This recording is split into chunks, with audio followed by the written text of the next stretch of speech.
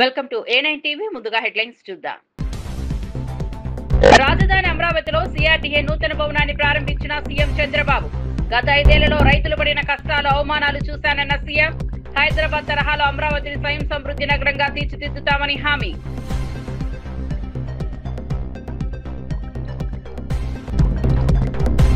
జూబ్లీహిల్స్ లో దొంగ ఓట్లతో కాంగ్రెస్ పార్టీ గెలవాలని చూస్తోందన్న కేటీఆర్. జూబ్లీహిల్స్ నియోజకవర్గంలో దొంగ ఓటర్ ఐడి కార్డులు పంచిన కాంగ్రెస్ అభ్యర్థి నవీన్ యాదవ్ పై కేసులు కూడా నమోదయ్యాయని వెల్లడి.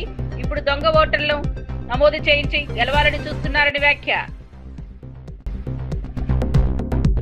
చేయని తప్పుకు శిక్ష అన్యాయం అంటూ కోటా వినూత కన్నీళ్లు. తప్పుడు ప్రచారంతో బాధపడుతున్నారని కోటా వినూత వీడియోలో స్పందన. మేము చంపామని వార్తలు తప్పు అని స్పష్టం. త్వరలో ఆధారాలతో మీడియా ముందుకు వస్తానన్న కోటా వినూత.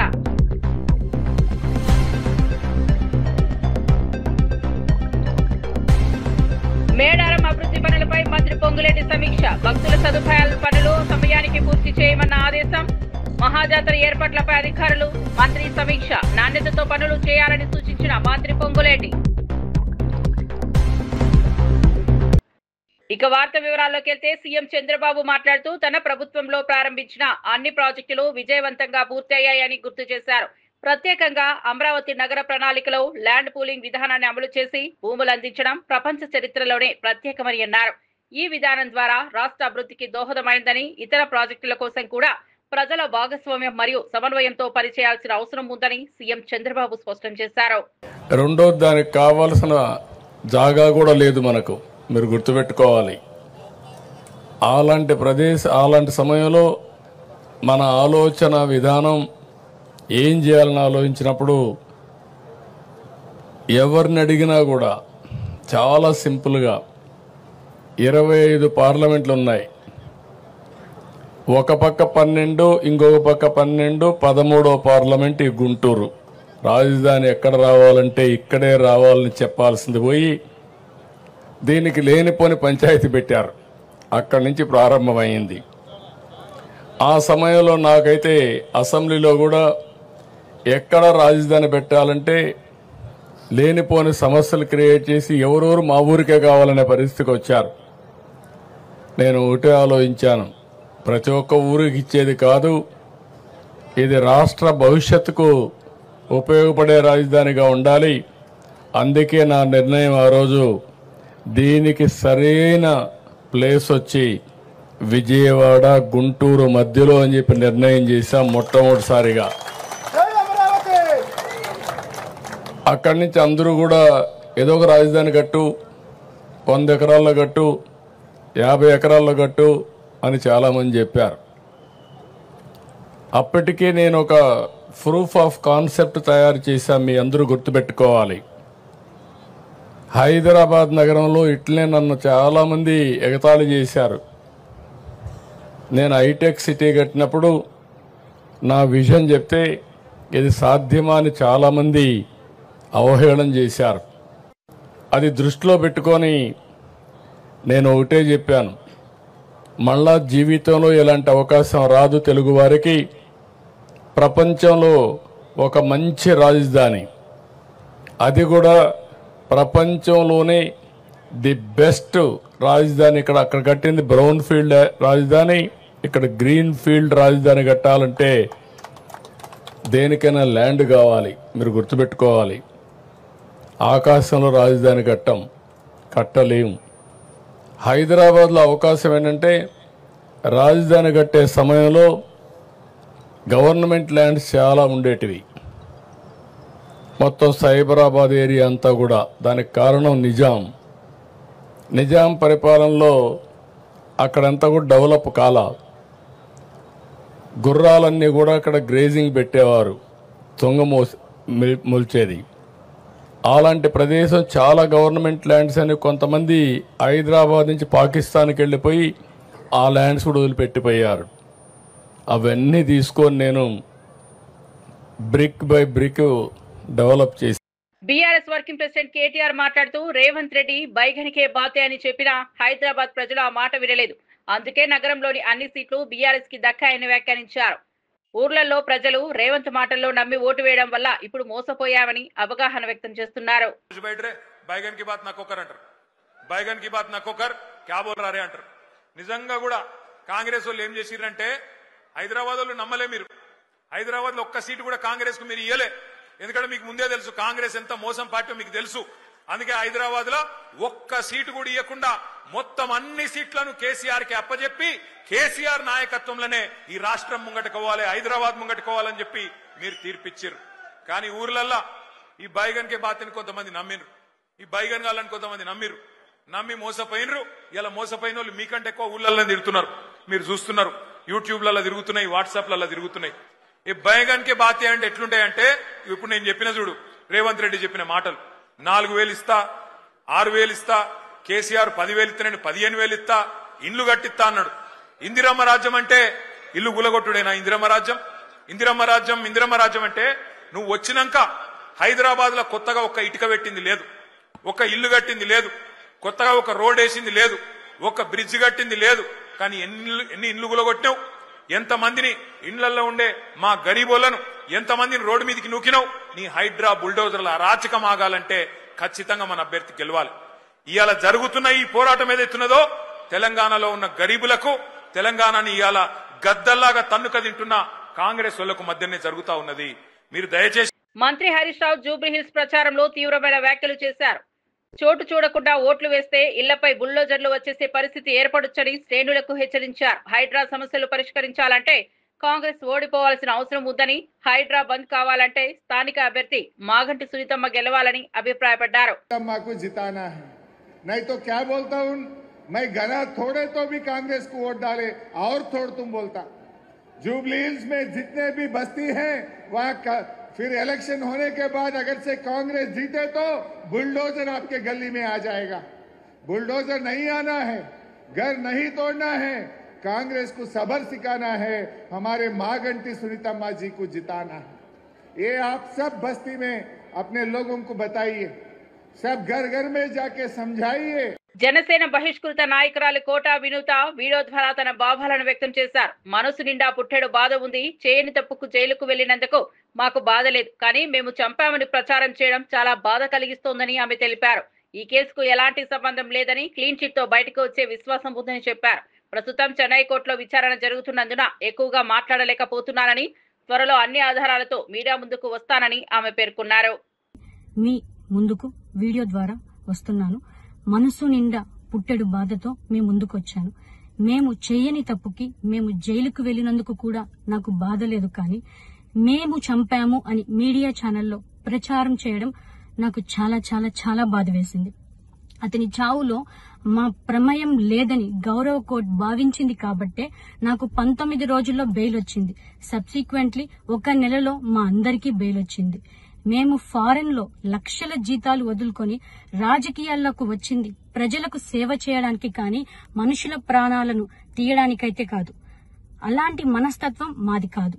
ఈ కేసులో మాకు ఎలాంటి సంబంధం లేదని గౌరవ కోర్టులో మేము నిరూపించుకొని క్లీన్ చీట్ తో తప్పకుండా ఈ కేసు నుండి బయటకు వస్తాం. ఈ కేసు చెన్నై కోర్టులో విచారణ ఉన్నందున నేను ఈ కేసు గురించి ఇంతకు మించి మాట్లాడకూడదని మా లాయర్లు నన్ను సూచించారు. మేము ఏ తప్పు చేయలేదు. నిజాలు ఆ దేవదేవుడికి శివయ్యకి తెలుసు. ధైర్యంగా పోరాడతాం.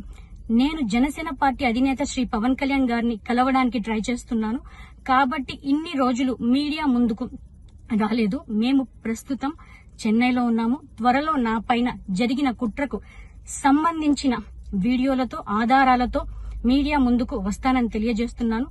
న్యాయం ఎప్పటికైనా గెలుస్తుంది. ఖచ్చితంగా న్యాయం వైపు ప్రతి ఒక్కరు నిలబడతారని భావిస్తున్నాను. సత్యమేవ జయతే. జై హింద్. మీ వినూత కోట. కల్తీ మద్యం సమస్యపై మాజీ మంత్రి రోజా ఆధ్వర్యంలో నిరసన ర్యాలీ నిర్వహించబడింది. నగరి ప్రొహిబిషన్ అండ్ ఎక్సైజ్ కార్యాలయం వరకు సాగిన ర్యాలీలో నారా వారిసారా, నారా పాలన నశించాలంటూ వైఎస్ఆర్సీపీ కార్యకర్తలు నినాదాలు చేశారు.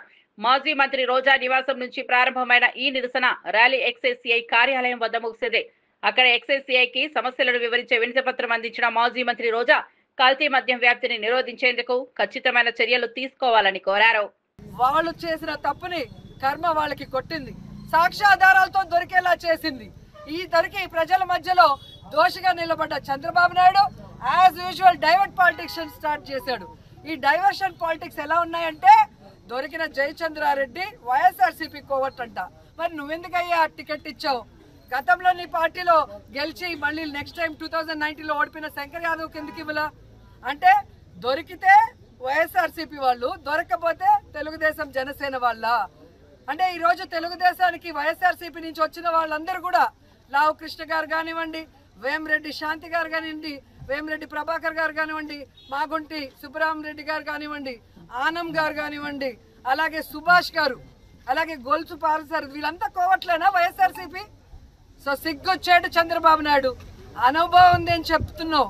నీ అనుభవం అవినీతికి, నీ అనుభవం ప్రజల్ని దోచుకోవడానికి తప్ప దేనికి ఉపయోగపడదని మరోసారి నిరూపించబడిపోయింది. ఈరోజు నువ్వు ముఖ్యమంత్రిగా ఉన్న ఆంధ్రప్రదేశ్లో, ఈరోజు నీ ఏపీ స్టేట్లో ఈ విధంగా కల్తీ లిక్కరు ఇంత పెద్ద ఎత్తున మరి దొరికితే దేశంలో అందరూ కూడా తుపుక్కున ఉంచుతున్నారు.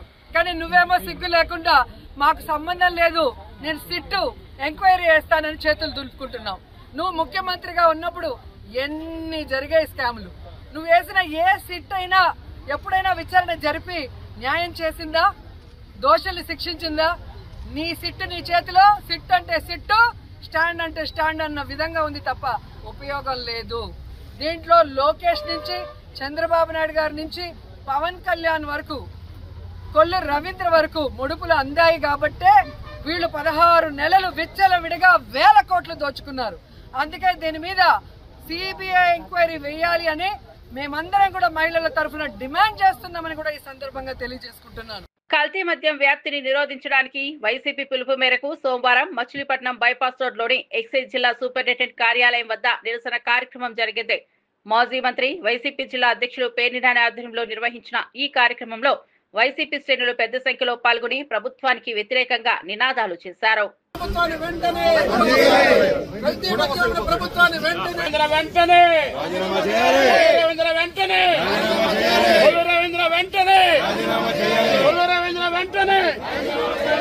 కల్తీ మద్యం కోసం నైతిక బాధ్యత వహిస్తూ కొల్లు రవీంద్ర వెంటనే రాజీనామా చేయాలి. 16 నెలలుగా రాష్ట్రంలో కల్తీ మద్యం అమ్మిస్తున్న కొల్లు రవీంద్ర వెంటనే 16 నెలలుగా రాష్ట్రంలో కల్తీ మద్యం అమ్మిస్తున్న కొల్లు రవీంద్ర వెంటనే రాజీనామా చేయాలి.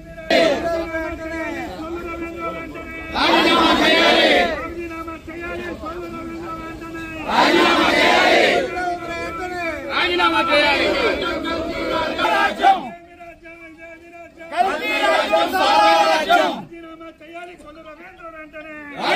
చేయాలి. రాజీనామా చేయాలి. ఎక్సైజ్ శాఖ మంత్రి కొల్లు రవీంద్ర వెంటనే రాజీనామా చేయాలి.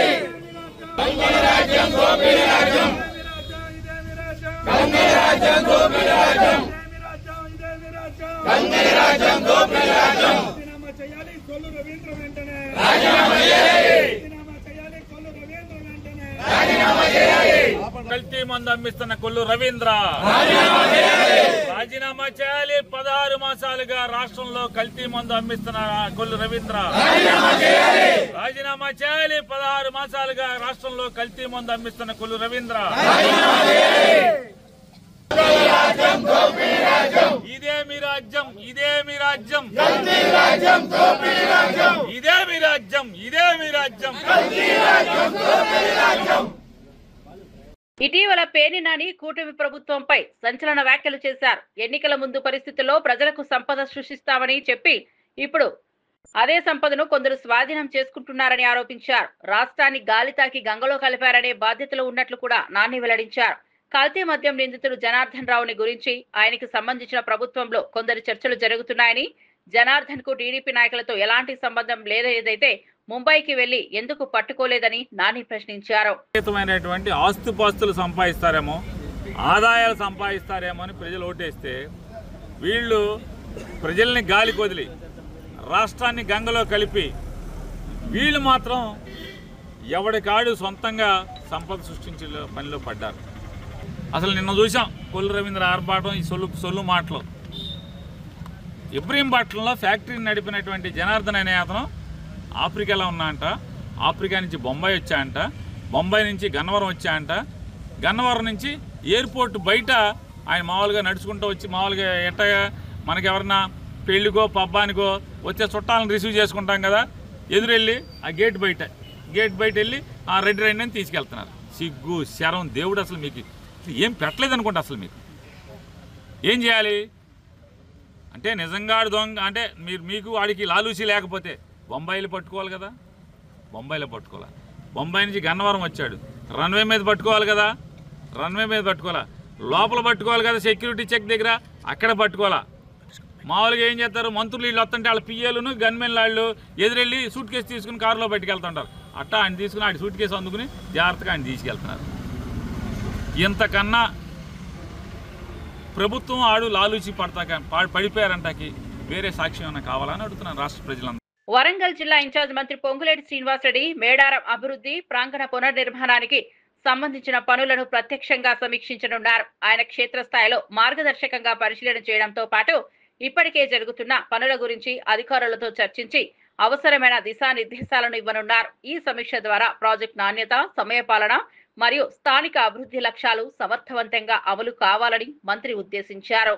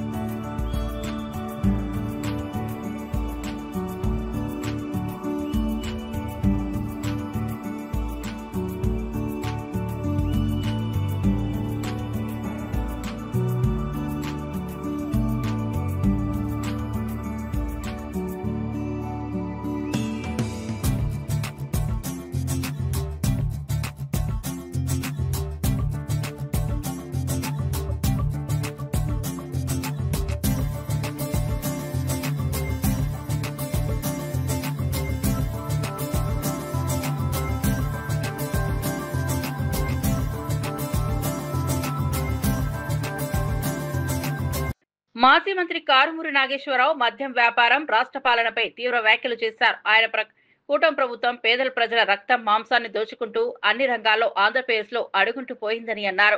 తణుకు నియోజకవర్గంలో 156 బెల్ట్ షాపులు కొనసాగుతున్నట్లు గుర్తు చేశారు.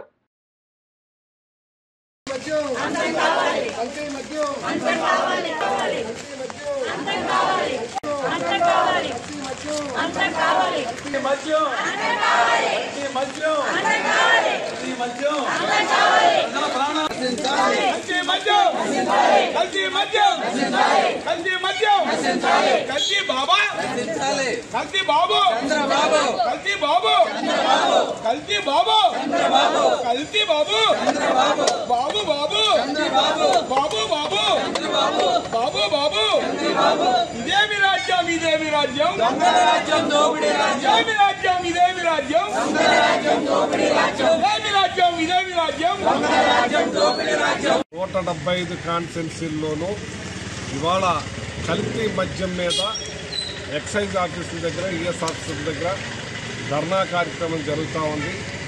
ఇవాళ రాష్ట్రం ఎక్కడికి పోతుందంటే చాలా ఘోరంగా ఉంది. ఇవాళ లిక్కర్ చూసుకుంటే ఈ లిక్కర్ని 10 రూపాయలు కూడా కాదు, కల్తీ మద్యం. ఇది ఎక్కడికక్కడ కుటీర పరిశ్రమల్లాగా పెట్టి ఇవాళ పేద ప్రజల రక్త మాంసాలని గుంజుకుంటున్నారు ఈ తెలుగుదేశం కూటమి ప్రభుత్వం. ఇంత దారుణంగా ఏ రాష్ట్రంలోనూ కూడా లేదు, ఆఖరి బీహార్లో కూడా లేదు. ఇవాళ భారతదేశంలో ఆంధ్ర రాష్ట్రం అన్ని రంగాల్లోనూ అడుగంటుకుపోయి గుండెల్ని పిండుతున్నారని చెప్పి ఈ సందర్భంగా ఈ కూటమి ప్రజల్లో తెలియజేస్తున్నాను. నా అన్న తమ్ముళ్ళకి తెలియజేస్తున్నాను, సోదరా మీ కుటుంబాన్ని దృష్టిలో పెట్టుకోండి, మీ పిల్లల్ని దృష్టిలో పెట్టుకోండి, మీ కుటుంబాన్ని దృష్టిలో పెట్టుకోండి.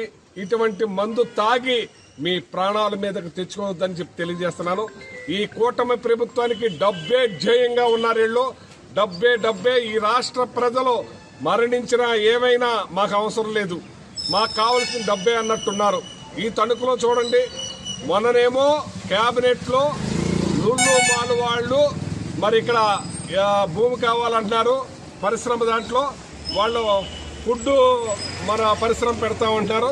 ఏం ఫుడ్ అంటే అది గోవధ మాంసం, గోమాంసం అని చెప్పి పవన్ కళ్యాణ్ గారు అది ఇవ్వటానికే వెళ్ళలేదంటున్నారు. అటువంటిది తణుకులోనే గోవుల్ని గేదెల్ని యథేచ్ఛగా కట్ చేస్తా ఉంటే ఏం చేస్తున్నారని అడుగుతున్నాను నేను. ఈ కూటమి ప్రభుత్వం, ఈ లోకల్ ఎమ్మెల్యే వీళ్ళందరూ ఏం చేస్తున్నారు? డబ్బుకి అమ్మిడిపోతున్నారు. మీ కుటుంబాలు తరతరాలకి కూడా శాపంగా మారుద్ది. గోహత్య మహాపాతకం అన్నది చుట్టుకుంటుంది. ఈ బాటులు పేద ప్రజలు గుండెలు పిండేస్తున్నారు. ఈ పాపాలు మిమ్మల్ని, మీ పిల్లల్ని దహిస్తాదని చెప్పి సందర్భంగా తెలియజేస్తున్నాను. ఇంత దుర్మార్గమైన పనికి మీ మీద దొంగలు పెట్టరు, దొంగతనం చేస్తారు అంతేగాని మీరు ప్రజల గుండెల్ని, రక్తాన్ని, మాంసాన్ని పిండేస్తున్న ఈ కూటమి లోకల్ ఎమ్మెల్యేలు అందరూ కూడా. కర్నూలు జిల్లాలోని శ్రీశైలం మండలంలో కూటమి పార్టీల మధ్య విభేదాలు వెలుగు చూశాయి. స్థానిక ఎమ్మెల్యే బుడ్డా రాజశేఖర్ రెడ్డికి ఘోర అవమానం సంభవించింది. శ్రీశైలంలో జరిగిన నూతన ధర్మకర్తల మండలి మెంబర్ల ఆహ్వాన కార్యక్రమానికి ఆయనకు పిలుపు అందలేదు. బీజేపీకి చెందిన ఇతర మంత్రి, ఎమ్మెల్యేలు హాజరయ్యారు. కానీ స్థానిక ఎమ్మెల్యేకు పిలుపు లేకపోవడంపై నియోజకవర్గంలో చర్చలు జరుగుతున్నాయి. మనకు అందలేనందువల్ల బుడ్డా ఎమ్మెల్యే గారు లోకల్నే ఉన్నారు. ఎమ్మెల్యే గారు మా చెంచులంటే చాలా దయ. ఆయన లేకోకుండా నేను ప్రమాణం చేయాలని అనుకోలేదు. ఆయన ఉంటేనే నేను ప్రమాణం చేస్తాను. ఎందుకంటే మా చెంచులంటే చాలా అభిమానం. కర్నూలు జిల్లాలో ఎక్కడున్నా కానీ చెంచులంటే చాలా అభిమానం. కర్నూలు జిల్లాలో నంద్యాల జిల్లాలో ఎమ్మెల్యే గారు ఉంటేనే చెంచు వాళ్ళకి చాలా అభిమానం. అందువల్ల నాకు బాధగా అనిపించి నేను అందుకోలేకపోయాను. నేను దేవస్థానం ఇవ్వగారు కానీ ఆయన చైర్మన్ కానీ పిలవలేకపోయారు. లోకల్నే ఒకరోజు ముందే వచ్చారు ఎమ్మెల్యే గారు. ఒకరోజు ముందు వచ్చినందువల్ల ఆయన పిలవలేనందుకు తెలిసింది నాకు. ఆయన పెట్టిన చెంచుల కంటే చాలా అభిమానం కాబట్టి ఆయన లేనిది నేను చేయలేకూడదని అనుకున్నాను. నా మనసు పూర్తిగా అయితే ఆయన వస్తే నేను బుడ్డా రాజశేఖర్ గారు వస్తే నేను ఖచ్చితంగా స్వీకారం చేస్తాను. విశాఖపట్నంలోని సీనియర్ అధికారులు కేవీ శ్రీనివాసరావు తెలిపిన వివరాల ప్రకారం ఉత్తర కోస్తాపై కొనసాగుతున్న తుఫాను ప్రభావంతో నైరుతి బంగాళాఖాతంలో మరో ఉపరితల ఆవర్తనం ఏర్పడింది. దీని ప్రభావంతో రాబోయే 24 గంటల్లో కృష్ణా, ఎన్టీఆర్, గుంటూరు, పల్నాడు, పశ్చిమ గోదావరి జిల్లాలో భారీ వర్షాలు కురిసే అవకాశం ఉందని తెలిపారు. అదనంగా అన్నమయ్య, చిత్తూరు, నంద్యాల జిల్లాల్లో కూడా విస్తారంగా వర్షాలు పడతాయని సూచించారు. నైరుతి రుతుపవనాలు నిష్క్రమిస్తున్నప్పటికీ ఆంధ్రప్రదేశ్లోని కొన్ని ప్రాంతాల్లో తుఫానుతో కూడిన వర్ష ప్రభావం కొనసాగుతుందని కేవీ శ్రీనివాసరావు తెలిపారు. నిష్క్రమిస్తూ వస్తున్నాయి. అలాగే అవి ప్రస్తుతం అయితే Orissa, Chhattisgarh, Telangana, Maharashtra and north eastern states next 2 to 3 days లో విత్డ్రా అయ్యే అవకాశం అయితే ఉన్నట్టు మనం చెప్తున్నాం. అలాగే మనం ఇంకా ఆంధ్రప్రదేశ్ వరకు చూస్తే ఇంకా నైరుతి ఋతుపవనాలు ఇంకా యాక్టివ్గానే కనిపిస్తున్నాయి. ప్రస్తుతం కోస్టల్ ఆంధ్రప్రదేశ్ దాని పరిసర ప్రాంతాల్లో 0.9 కిలోమీటర్ సైట్లో అయితే ఒక అపరేట్ సైక్లోనిక్ సర్క్యులేషన్ అయితే ఉంది. అలాగే నెక్స్ట్ నైరుతి బంగాళాఖాతంలో కూడా నిన్నటి వరకు కంటిన్యూ అవుతున్నటువంటిది అపరేట్ సైక్లోనిక్ సర్క్యులేషన్ ఇంకా అది బిట్వీన్ 1.5 అండ్ 3.1 కిలోమీటర్ సైట్లో కంటిన్యూ అవుతుంది. వీటి అన్నిటి యొక్క ప్రభావం చేత ఇంకా నెక్స్ట్ 2 days వరకు కూడా ఇటు కోస్టల్ ఆంధ్రప్రదేశ్లోను రాయలసీమలోను కూడా పలు ప్రాంతాల్లో ఒక మాస్టర్ వర్షాలు, అలాగే కొన్ని ప్రాంతాలకి జూబ్లీహిల్స్ లో కాంగ్రెస్ మజ్లిస్ మధ్య పోటీ నేపథ్యంలో బీజేపీ రాష్ట్ర అధ్యక్షుడు రామచంద్రరావు అనుమానాలను వ్యక్తం చేశారు. ఆయన ఆరోపణల ప్రకారం కాంగ్రెస్ గుర్తుపై మజ్లిస్ అభ్యర్థి పోటీ చేస్తున్నారని, గతంలో అదే అభ్యర్థి మజ్లిస్ నుంచి పోటీ చేశారని గుర్తు చేశారు.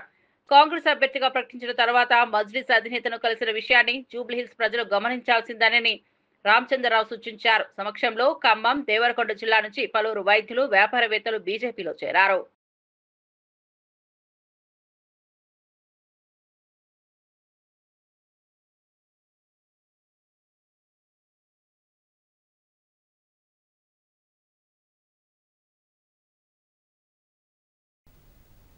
మరి ఇవాళ సాయంకాలం కానీ రేపటి వరకు కూడా మా అభ్యర్థి ప్రకటించాం మేము.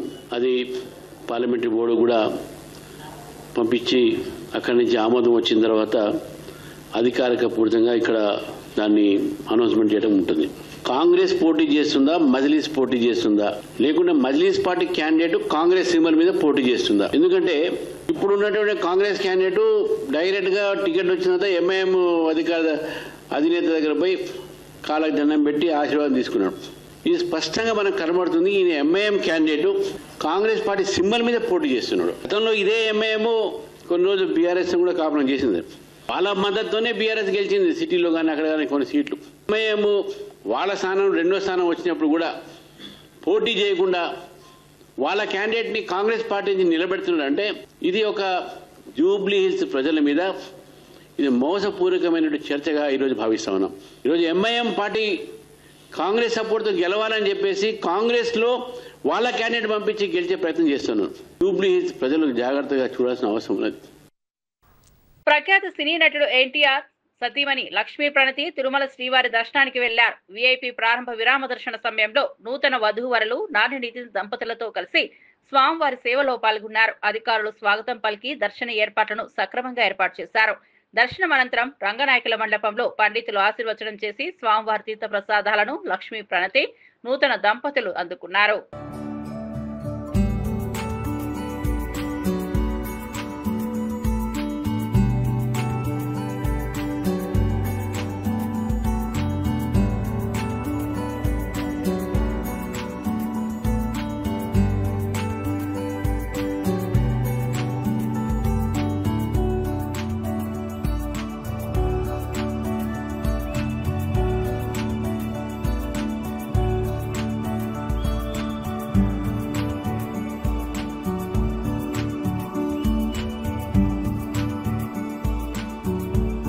బులెటిన్ ముగించే ముందు హెడ్లైన్స్ మరోసారి చూద్దాం. రాజధాని అమరావతిలో సిఆర్డీఏ నూతన భవనాన్ని ప్రారంభించిన సీఎం చంద్రబాబు. గత 5 ఏళ్లలో రైతులు పడిన కష్టాలు, అవమానాలు చూశానన్న సీఎం. హైదరాబాద్ తరహాలో అమరావతిని స్వయం సమృద్ధి నగరంగా తీర్చిదిద్దుతామని హామీ.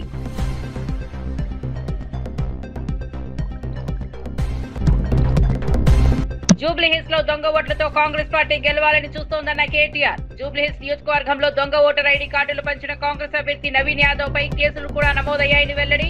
ఇప్పుడు దొంగ ఓటర్లను నమోదు చేయించి గెలవాలని చూస్తున్నారని వ్యాఖ్య. చేయని తప్పుకు శిక్ష అన్యాయం అంటూ కోటా వినూత కన్నీళ్లు. తప్పుడు ప్రచారంతో బాధపడుతున్నారని కోటా వినూత వీడియోలో స్పందన. మేము చంపామని వార్తలు తప్పు అని స్పష్టం. త్వరలో ఆధారాలతో మీడియా ముందుకు వస్తానన్న కోటా వినూత.